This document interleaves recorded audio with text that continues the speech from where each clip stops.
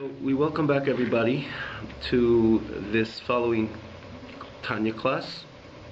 We are going to continue where we left off. Please forgive me, I have a little cold today. But I say the Yisin Ha'ed Metecha Cheshech. We learned about this in the past. In any case, so we're on page Mem in the original text. We're on page Mem, the third line, V'achakach Yove, and you can see the corresponding in the English text. I will just add that this class as well, usually about 24 hours after you see it on KosherTube or within that time, and you could find it as well on TanyaOnline.com. We take the opportunity again to thank KosherTube for all their efforts in spreading so much Torah around the globe.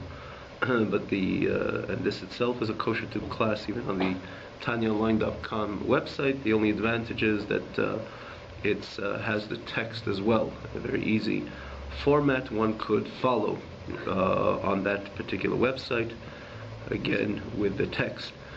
So, v'achakach, after that, Yovel de Simcha Miti. So we said, Loshin B'chol Etzev Yemeisar. So we're not going to go into the whole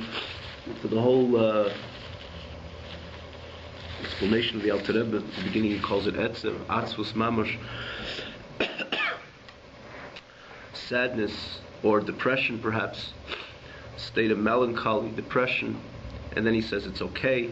Because Mineo Beilish de Beinarga, again, as we explained it, elaborated on this, and expanded on this idea in the last few classes. Then he says it's not really atzvus, it's not really a depression, because depression there's no passion.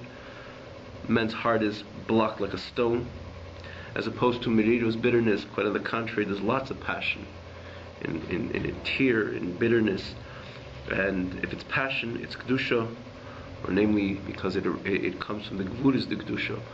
Joy comes from chesed, passionate mirirus, bitterness, tears comes from Gvura, but it's again an expression of the godly soul. And he goes on and he says, ties this with the Gemara in Brachas Leilam Yargizod the Yetzer HaTov. He extracts the wrath of the Yetzer HaTov over the Yetzer Hara. He says, when does he do that? Again, this is synonymous with this idea of the mirirus, to bring down, to diffuse the chutzpah of the nefesh bahamis, of the animal soul. And he says, when is a good time? He says, a good time, there are particular times when a person, the Aveda is to extract that feeling, that expression of merirus. There are particular times. We mentioned Krishma Shalamita, there are unique times, but he says, because in the overall, when a person learns Torah and davens, it has to be b'tich simcha, it has to be with joy, with elation. When you're dealing with the mikame shel HaKadosh Baruch Hu, the domain of Hashem, which when a person davens and learns, then it has to be b'chedva, with elation. But periodically, he does have to minei beilish de beinarga. From what we said, the forest is cut with a axe which is made out of wood. In other words, you have to use the same Tnua, the same expression of din, in order lahamtik dinim, in order to sweeten the dinim, and therefore, periodically, a person has to be me'ered these gurus kedushas which come through mirirus, and then he says, even though there's scheduled times for this, but a good time is when a person's down anyways from worldly matters. He's ma'utzav, he's saddened from worldly matters, so he transforms that sadness into being the mother of the chushbin and masters of cheshbon, in order to, and with this he transforms sadness which could be expressed as a result of worldly matters, which is not a good idea, not a good thing on its own merit, essentially.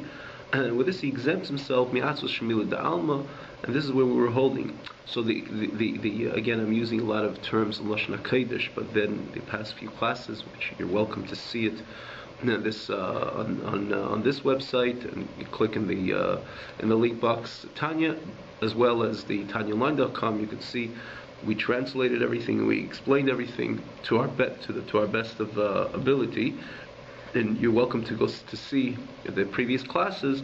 So we're just wrapping up or recapping over here, just to go on. So at this point, he's holding in a state of merirus, the Yid, the Beinani, is holding in a state of sadness. But what does it say? B'chol etzev yeh meiser. Meiser means that there's going to be a special and unique and genuine joy subsequent to this mirirus, to this bitterness. Many times a pure joy, a true joy, a pure joy comes precisely after a good cry. We mentioned the other day, similar to when you have by a wedding, there's something very special in the simcha of the chasana. And interestingly, the chasana, the wedding always follows by a very, very serious, a very emotionally serious time, which is usually the chuppah. Many times it's one can understand why it's a serious moment, but many times it reflects on much tears is poured at the chuppah. There's a certain sense of reflection. Man has the ability, or the people who are involved, especially the bride, the groom, turning a chapter in their life. It's a very serious time, and many times you stand by a chuppah, you see tears pouring many times from the bride and the groom, or the family, and so on. Understandably so. But that itself, when it follows the wedding, which is again the simcha, the joy, the elation of the wedding, it's not just because this is the one of the most joyous celebrations which exist. One's wedding day, one's wedding experience, but sometimes because it comes from such a serious, as it changes, as you turn the page from a very serious and bitter moment, or a moment in which one expresses his gvuris as opposed to chesed, which means his reflection, and which leads to bitterness and tears. Bitterness means to say it in this context, the demois, the tears, the warm tears which come as a result of one's reflection associated with the time and what the chuppah represents. That itself, when that page is turned and you enter into the wedding, the joy is so genuine and pure, precisely because it comes to the hemshech, it comes as a continuation, it comes as a subsequent, consequent, even you could say, to that mirirus, to that expression of tear expression, which is an expression of mirirus, the broken heart, and again expressed through demois, through tears. So the simcha, the joy which comes subsequent to that, and is so pure, so genuine, is so authentic. And that's when we begin today's class. Again, this is where we left off in the text. And after that, the baby comes to true simcha dahainu. What is this simcha? What is his joy? He puts things in perspective. Again, putting things in perspective in this context as well elicits with the yid a true and genuine joy. What is it? What does it mean by putting things in perspective? With this, he pays attention. Yashav means he turns to his heart. This the literal translation means he pays attention, and he lenachame b'kiflaim, consoling himself with a double type of consolation. He says, after the above mentioned words and truths, Hanal, which is mentioned before, namely the chapters 29 and 30, which again elicited this miriros, elicited this downness, elicited this bitterness, elicited this broken spirit, elicited this broken heart. He says it's all true. And he says to his heart, it's taka true, came belief suffix without a doubt, made that I'm very distant from God, with the ultimate distance, again as elaborated in the previous two chapters in Chavtes and 29 and 30. I'm in a state of disgust and abhorrency. But nonetheless, this is the way he consoles himself and comforts himself. Kol zani levati. This is all me, myself. What does me, myself? Hu aguf, which is the body, menafshach yunis, which with the animal soul, shabai, which exists in the body. Nonetheless, yesh bikir b'chelik l'kami mal mamor, ichem mamor. Within me there is a part. Within me there's a part of God within me. Sheyeshna, which exists, I feel b'kal shebekalim, which exists even by someone who's lenient among lenient, because we know that every single yid has a chelik l'kami mal mamash, a part of God, of the core essence of HaKadosh Baruch Hu, which is the makeup of the nefesh elikis, the godly soul, which exists by every single yid, without any difference in even a yid. In other words, without any differences the type of his type of performance and performance of mitzvahs and observance and adherence to the word of HaKadosh Baruch Hu. Even he's classified as a kal shebekalim according to Torah. He's a lenient among lenients. And if you think about someone's lenient among lenients, you see he's completely indifferent to so many mitzvahs. You think about a group of lenient Jews in their observance, and you say this individual stands out as a kal shebekalim. He's lenient among lenients. You can understand that his observance is very weak. Nonetheless, he has as well, just like he has. In other words, the chelik elokad is part of God which exists. Even in a kal shebekal, even somebody which is again classified as a kal lenient among lenients, which is nefesh elikis, which is the godly soul. It's a lukus mamish with a godly spark. Hamelubish ba mamish means tangibly. It's something which is authentic and it's real.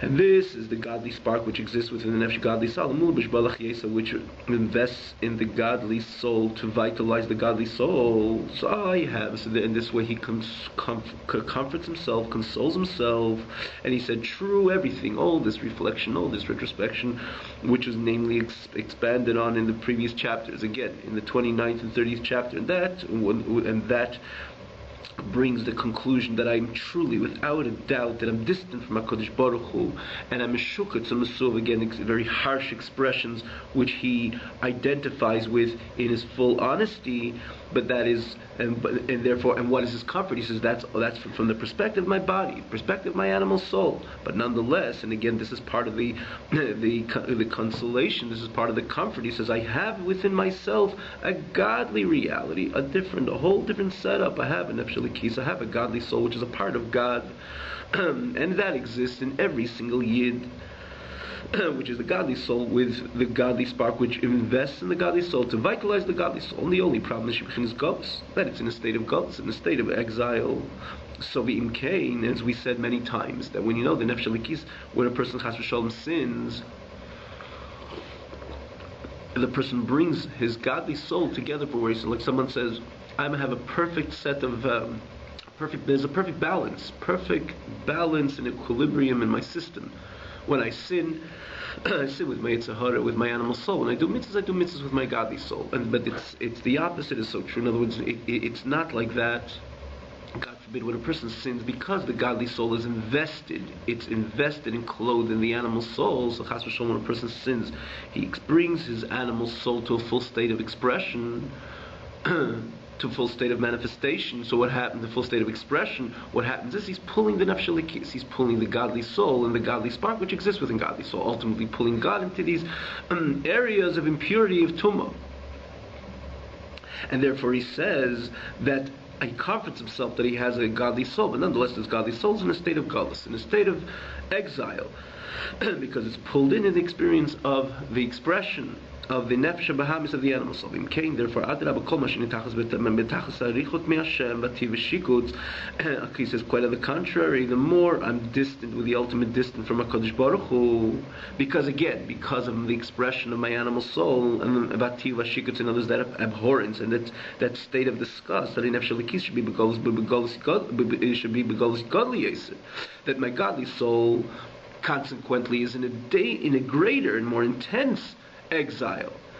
And the pity on the godly soul is very great, because again, as we said, the more the person allows his animal soul to express itself, because the nefesh elikis is melubash, invested in the nefesh bahamis in the animal soul, so the more the nefesh bahamis is in a state of expression, the greater the godly soul is in a galus, and the greater godly soul is in galus, the greater Rahmanis is on the godly soul. Therefore, putting things in perspective again, and allowing himself to, subsequent to this whole his beinunus, this meditation and this contemplation, this pondering on the reality again of his guf and nefesh bahamis, his body and his animal soul, which elicits mirirus, elicits bitterness, elicits a broken heart and a broken spirit. He turns the page to a great simcha, and he says, "V'lazeh," based on this calculation, how great the rachmanis is, how great the galus is of the nefesh elikis, how great the pity on the nefesh elikis is, because it's again invested in the nefesh bahamis.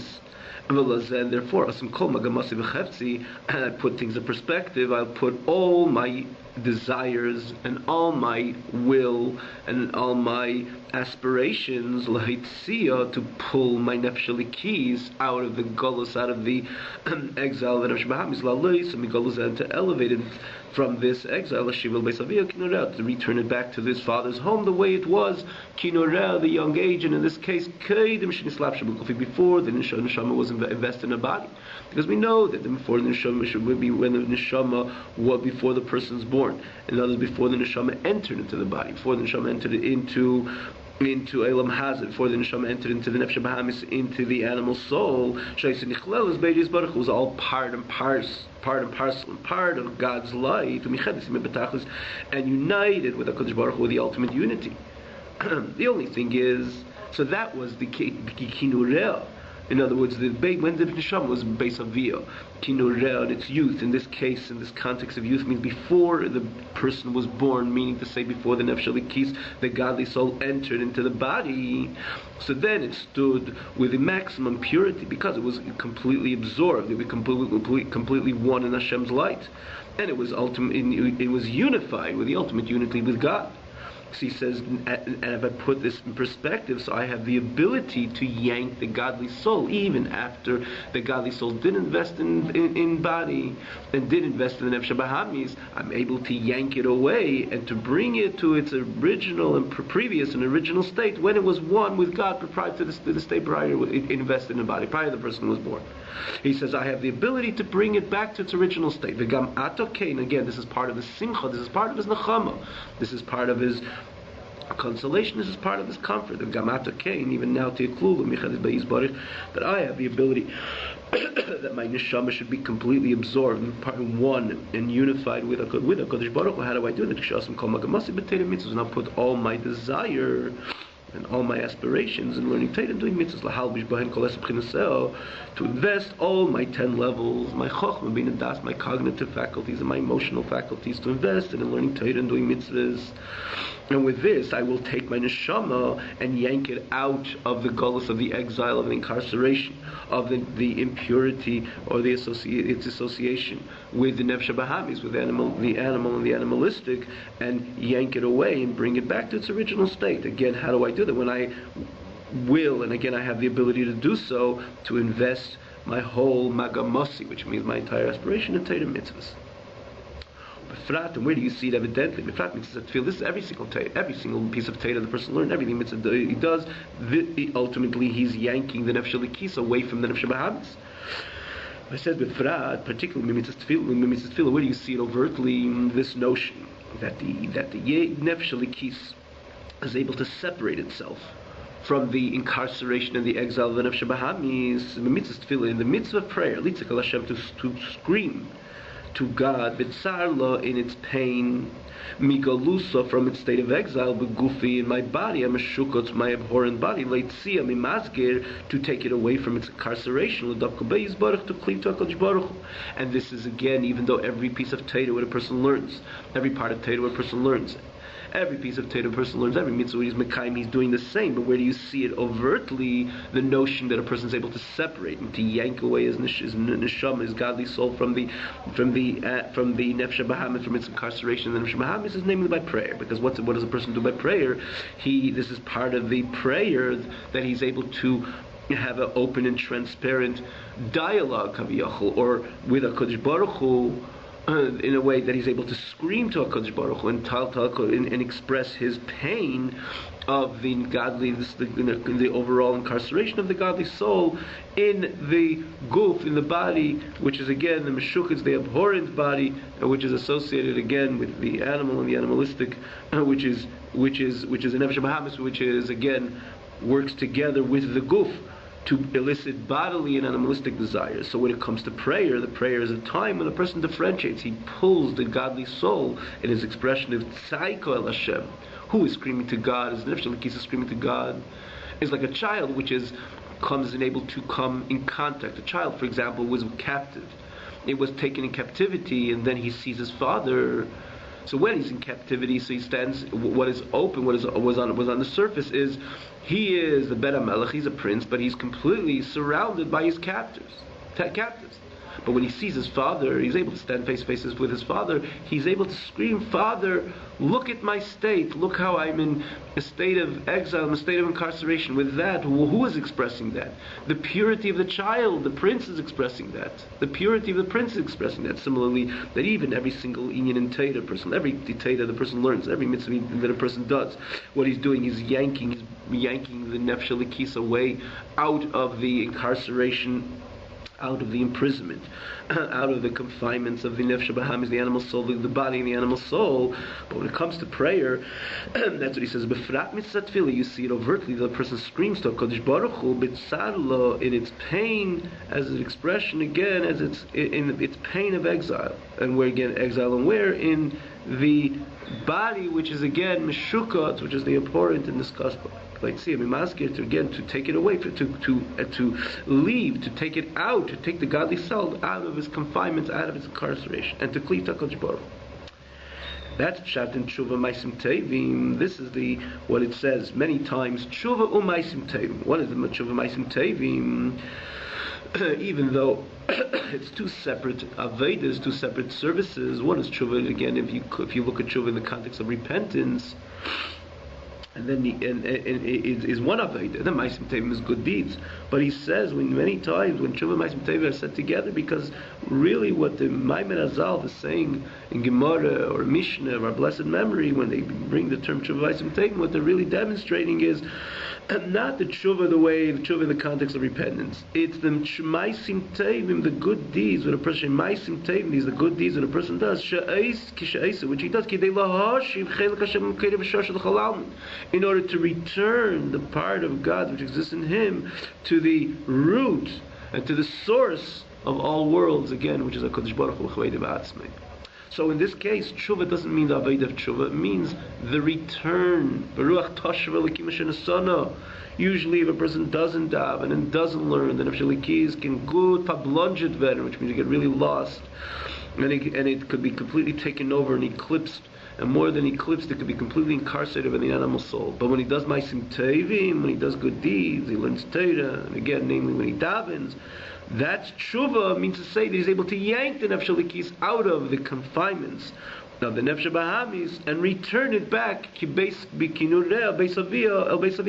like its original state before the person was born. The godly soul was completely one with the Almighty Himself. And I'm able to do it even after I am and exist, after my nefesh elikis has experienced this galus. I have the ability to put my entire focus, my entire desire and aspirations in Torah mitzvahs. And what do I gain? Ma'asim tevim, tshuva ma'asim tevim, because it's able to yank the godly soul and again elevate it to its original state as it was consumed. It was part of the godly reality. So, what kind of expression, what kind of emotional expression does a person experience when he puts things in perspective, with the perspective which is brought over here in these few lines of Tanya? It's obvious as simcha. It's an expression of joy that I have the ability to yank the neshama away. Like you take someone out of Golus, the person is in prison for so many years. You have the ability to open the door and take him out.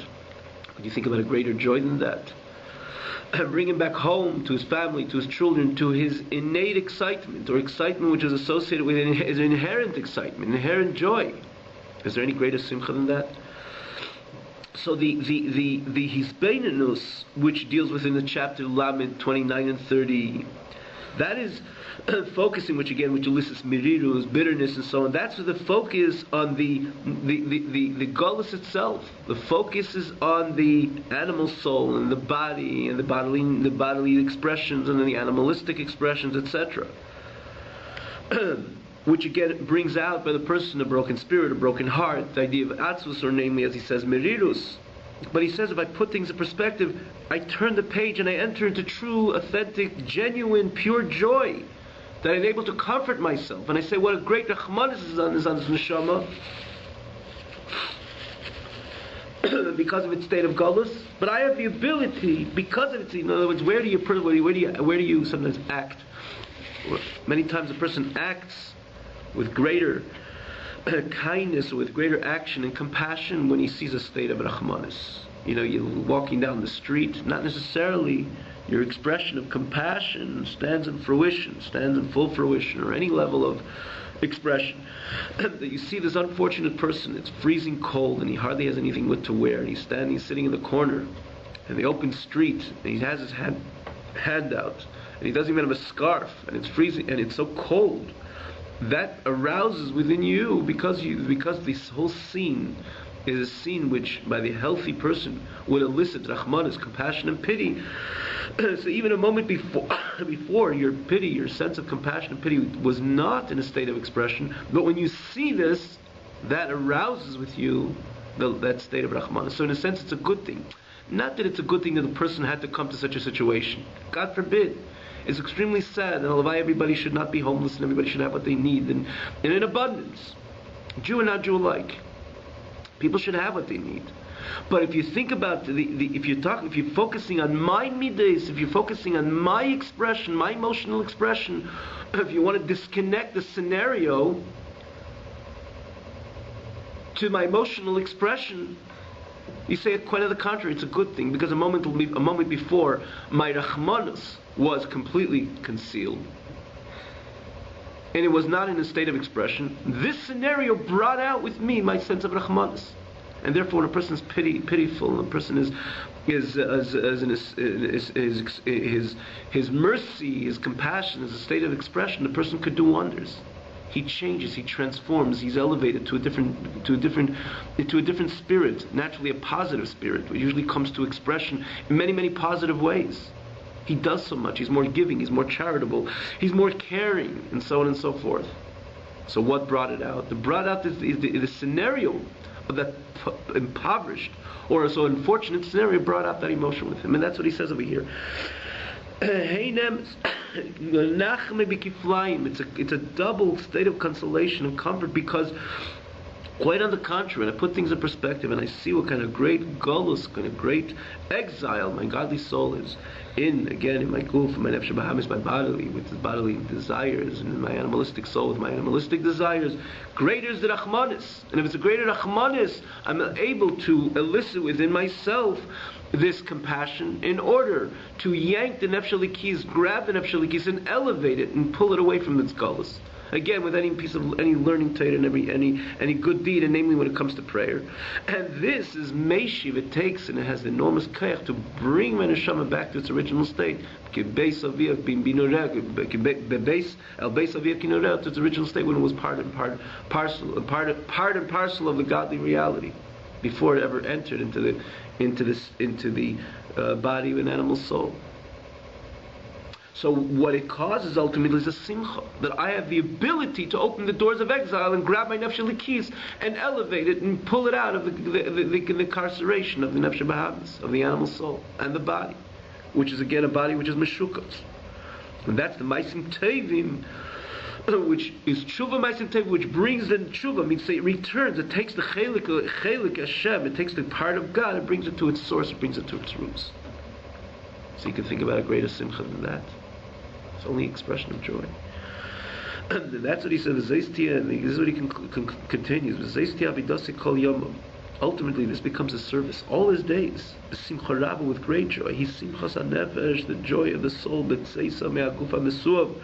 And as he emerges from the abhorrent body, and it returns to its father's home, the way again in his days of his youth, which is again based on a pasuk in Teda, which speaks about the young girl that she's able at certain times, based on again the Nedarim, and that she goes back to her state. In this case, over here, it's an expression of the pasuk which deals with vows and Parshas Matos. So over here, the Alter Rebbe uses the same expression, that this is a great simcha, which is the simcha of the soul as it leaves the abhorrent body and returns to its father, which again its father in heaven, Kinurea, as its days of youth, which is in this case before the person was born, when the neshama was completely consumed and part and parcel of the godly reality. And this could be re-experienced b'shas a person learns Torah, and b'shas he does mitzvahs, b'shas Torah v'aveda when he learns Torah, and when he does an aveda again, maybe mitzvahs or aveda and aveda satfil.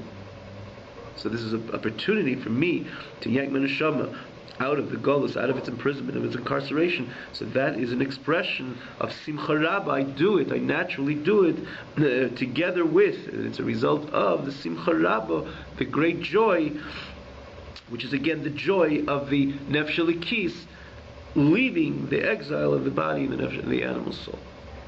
Razal says, "Kol yom b'tshuva." Razal said a yid has to be all his days with tshuva. So there's naturally, there's a simple meaning.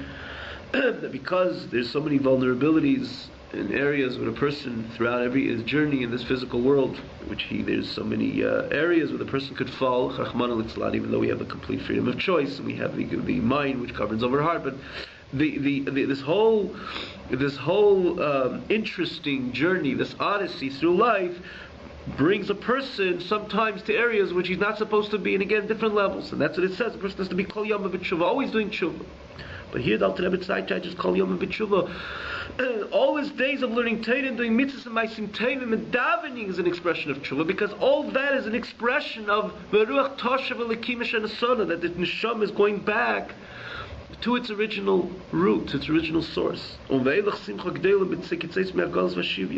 no greater joy than a person exiting exile, leaving the state of captivity. K'mashal ben Melech, like the example of a prince, Shahaya b'shivya, he was in captivity, v'teichin b'beis asurim, he was grinding, it's very lowly jobs, lowly chores in jail. Umenuvel ba'ashba, he's simply dirty, and he hangs around the dump. But he's a prince, and a prince belongs in home, in the royal palace. And suddenly he has the opportunity, he has the opportunity to go free to his home, father's home, which is a melech, which is a king. Could you imagine is there any greater joy? Is there any greater joy than a prince, which is again, biologically he's a prince, he has royalty within him, and for whatever reason he was captured, and he sits in captivity, and he does all these lowly jobs, and he's dirty, and he hangs around the dump, and then he himself is able to set free and go back to his father's home. There's no greater joy than that. And that is the experience of the person focusing on his neshama expression. In other words, there's learning Torah, and there's doing mitzvahs, and his prayer. This is exactly the unfolding of this exact scenario. Because the nefesh bahamis, the animal soul, and the body, this is all shikutz and tiyuv. This is state of abhorrency and impurity, and so on and so forth. Again, as we know that this could lead, it's not that the person's body has to be associated with any state of ashpa or nivul, but unfortunately it can. When a person expresses himself with bodily and animalistic expression without any godly purpose, it's all about ashba. It's all about things which are discussed, things which are abhorrent. And in that is his godly soul. So when he's able to yank his godly soul out of that, that's exactly the scenario of a prince returning back home. From a state of imprisonment, from a state of captivity and imprisonment itself, he has become dirtied with lowly work and dirty and physically dirty, ba'ashba, with areas again of content, of dump content, waste content, etc. And he is able to go set free back to his father's home, again the father, the king. So he stands b'simcha. So he's joyful. So he stands not only b'simcha, but b'simcha rabba, the great joy. So the Rebbe just goes on and he says, so what did you gain? Okay, were you able to get rid of the capture, those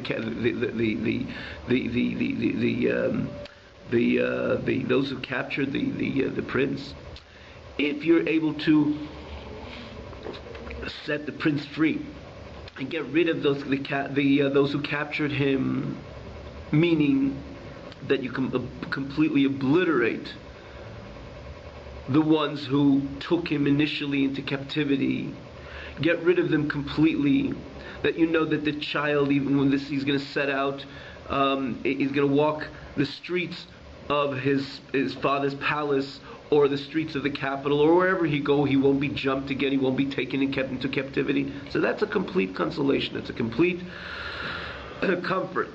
You yank the child, you set the child free, you brought him to a state that'll never be captured again, because you got rid of his captives. You got rid of his captives. But in this case, we don't get rid of the captives.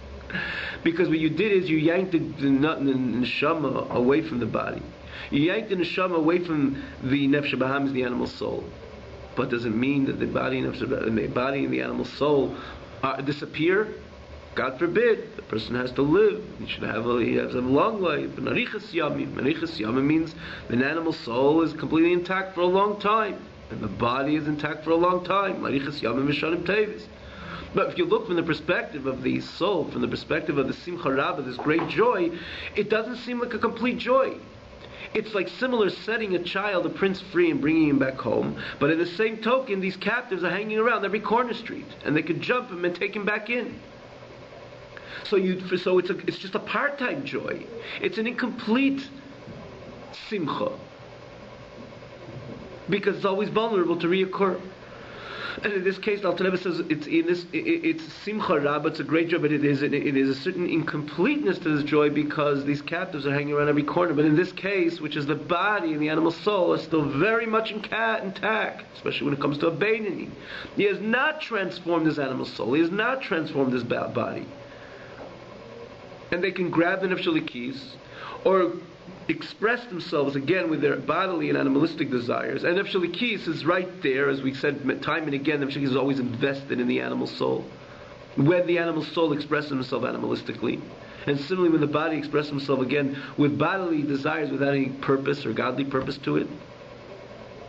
So nefesh elikis again could be reincarcerated in moments, in a spare of a moment. So why is the simcha complete? And that's what Alter Rebbe says. It's like we said in the example. These captives are standing in every corner of the capital and ready to jump the child again. That's an incomplete simcha. And that's what Alter Rebbe says. The body has not changed. You're dealing with a Beinoni. It has not transformed the body. Well, it comes to a tzaddik that it transformed. The nefesh bahamis, the animal soul, transformed this body. And everything about him is Kaddish. Like we said about Hillel, when he used to go eat, he says, he said he's Geimel Chasedim Aluva. He looked at his body as a third party, because he himself was all about Kedusha. Everything was completely transformed because he was a tzaddik. Again, that's the difference of a tzaddik and a Beinoni. The tzaddik has transformed everything. Transformed his animal soul. His animal soul was Yitzhahara, becomes like Yitzhatev. As we explained it and elaborated and expanded on this notion a few times, especially in the beginning, when in chapter Tes and so on, Alter Rebbe deals with this notion of the nefesh of the Yitzhahara becoming completely an ally and completely transformed to like a Yitzhatev. But that's the life of a tzaddik. When his nefesh bahamis has been transformed, his body has been transformed, but here you deal with the Beinoni. That the body has not been transformed. It stands with its disgust and abhorrency. Like it says in Zayar, the body is called mashcha dechavia, it's called the skin of the snake, which again, in the very beginning of creation, it's the snake infused into Chava, an infusion of impurity, and that is the reason why man, by birth and innately, has an innate, inherent inclination to things which are impure, because again, it's moshcha dechavio, it's again associated with the skin of the snake, like it says in Zayar. So the body has not been transformed; it stands with its same sense of disgust and abhorrency. By the Beinoni, the essence of the animal soul has not been transformed to be included, to be absorbed in holiness. So how can he be completely happy? There's a compromise in his joy over here. So Rebbe says, focus. Stay focused. Stay focused. The Lashon, we'll read it inside. But Rebbe says, do not mix the joy and the elation of the soul with the bitterness and the sadness of the body. Always understand that you have the ability to differentiate the two. And in the example, even though these captives could be standing in every corner, nonetheless there's the time when the child is sitting at his father's lap, the child is sitting in his palace, in his room, in an ambiance, in a state of royalty. The child could rejoice. You know, those people in certain areas in this world have a very lavish life, without getting into talking about certain places, because it's a number of places. They live a very lavish life, but they're living surrounded with walls. They step out of the wall, it could be dangerous and so on. So there is a certain sense of confusion. But does it mean when they go in, they open up that door and they close the door behind them, they're surrounded within the walls and the sense that fortification, which shields them naturally, apiteva, shields them and guards them. Does it mean when they go into their beautiful palaces or their beautiful large and lavish homes, and they can't rejoice and say, ah, what a beautiful expression? True, outside there's negative forces, and the moment I cross out to the other side of the wall, I got to look after myself, and so on and so forth. And I'm always vulnerable to be attacked, etc. But when I go in, I have the ability to allow myself that when I'm within these walls, I could express a full state of simcha, full state of expression of joy and elation. Similar to the child, when he's sitting in his palace, sitting in his bedroom, or sitting together with his king, with the father, the king, it's unequivocal and unchallenged, and you can express it with an unlimited expression of joy and elation and profound joy, knowing that the moment he'll maybe step out, there'll be these captives in different corners who will try to grab him and hunt him again. And the same thing the Alter Rebbe says, don't mix. We know that you have a body. You know the body can grab and express itself again with its animalistic and bodily desires without any purpose or godly purpose. And then again, the Nefesh Elikis will go back into exile. As we said again, the Nefesh Elikis is always invested in the body of the Nefesh Bahamis. But be wise. You need not to, and again, you're dealing with a Beinoni, which should not transform the Nefesh Bahamis to Teiv, to be concluded, we call it to be absorbed and be part of the holy experience. But don't mix the two. Let's see the words inside. Tiker nafshi be'einov. Your nefesh could remain dear within your eyes. Lismeach b'simchasa, to rejoice with its joy, the joy of the nefesh, the soul, the godly soul. Yeser mehaguf anivzeh, more than the shame body. You're able to bring out within yourself that this experience shouldn't be even a balanced experience. That the focus and it should be the joy in a way that the joy remains genuine, the joy remains authentic, and you're able to uplift yourself and not allow the shamed body to mix and interfere and disturb the purity of the joy of the Nefesh Elikis. Not to mix and not to confuse the joy and elation of the soul, with the sadness which comes as the focus and the expression of the focus on the negative dimension of the animal soul, and in this case he says the body. Have a very good night. As Hashem will continue.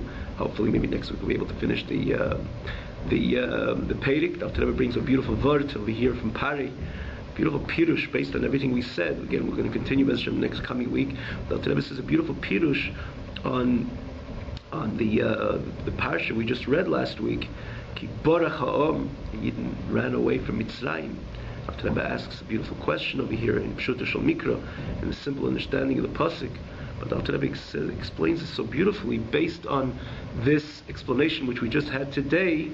He puts it so beautifully and so eloquently into the pasuk, and he really points out what really transpired when the Jewish people left Egypt, for the reason that Torah uses the word baruch, that the nation had to run away. But again, we look forward this coming week to go on with a Peirik. In the meantime, have a wonderful evening.